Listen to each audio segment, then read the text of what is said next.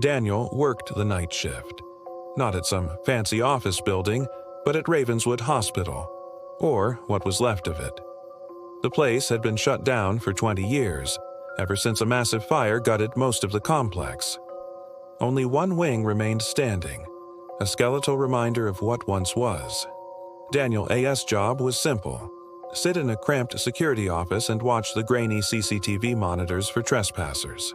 Most nights were dead quiet, just the hum of old equipment and the scuttling of rats in the walls. But tonight was different.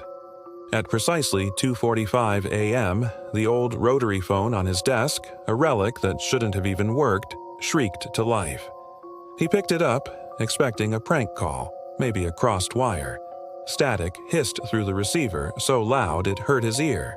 Then, underneath the noise, a faint voice whispered, a sound like dry leaves skittering across pavement.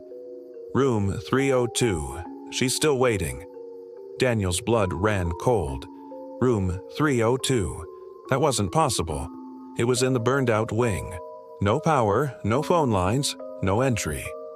His hand shaking, he toggled the controls on his console, switching to the archived, dust-caked CCTV feed for the restricted section. What he saw made his breath catch in his throat. There, in the middle of a blackened, scorched hallway, stood a woman. She was wearing a flimsy hospital gown, her head tilted all the way back, staring blankly at the soot-stained ceiling. The feed flickered, a glitch in the ancient system. But when the image stabilized a second later, she was closer. Impossibly closer. He had to be seeing things, but the voice on the phone, the figure on the screen, he couldn't just sit there. Grabbing his heavy-duty flashlight, Daniel unlocked the door leading to the condemned wing. The air that hit him was thick with the smell of ash and decay. As he crept down the main corridor, his flashlight beam cut through the darkness. He glanced at the old patient rooms and saw them. Shadows, pressed against the inside of the glass windows. They weren't static shapes. They were moving, twitching and contorting in unnatural ways. "Who's there?" he whispered, his voice barely a croak. There was no answer. Instead, a soft click echoed from the far end of the hall. Then another. One by one, the doors to the patient rooms creaked open, a cascade of groaning wood and metal, like a row of dominoes tipping over in slow motion. From one of the now open doorways, a hospital bed rolled out on its own. Its rusty wheels squeaked a horrifying rhythm as it slowly, deliberately advanced toward him. A figure was strapped to it, hidden beneath a singed, dirty sheet. The sheet twitched, once, twice.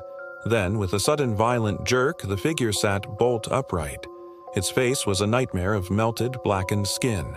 There were no eyes, just empty sockets that glowed with a faint, hellish red light. Daniel screamed and ran, stumbling blindly away from the horror. The only escape route he could think of was the basement.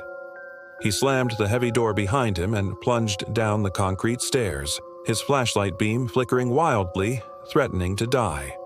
The basement walls were covered in handprints, hundreds of them, all burned black into the concrete as if someone had pressed their searing palms against the cool stone.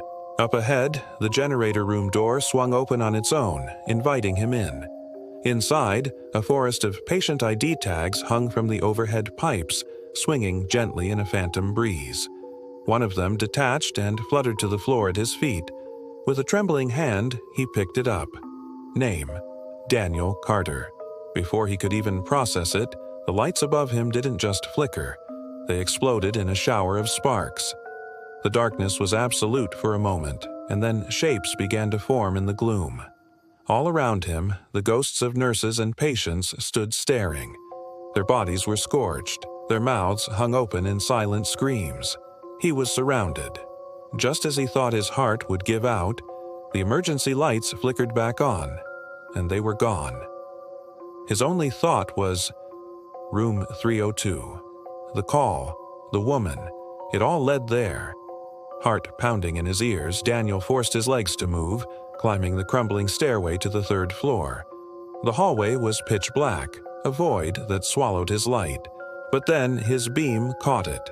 a trail of wet, bloody footprints leading directly to the door of room 302. The door itself was warped and half melted, but it pushed open with a low groan. Inside, the scene was impossible. The room was pristine, untouched by fire or time. The walls were clean, the floors shined, and a single perfectly made bed stood in the center. A woman was sitting on it, her back to him. "Ma'am, are you all right?" he asked, his voice shaking. She didn't move. He took a hesitant step closer, and then her head snapped around a full 180 degrees to face him, a sickening crunch of bone echoing in the silent room. Half of her face was horribly burned. The other half was perfectly, beautifully human. She smiled, a broken, terrible thing. "You came back," she whispered. "They all do."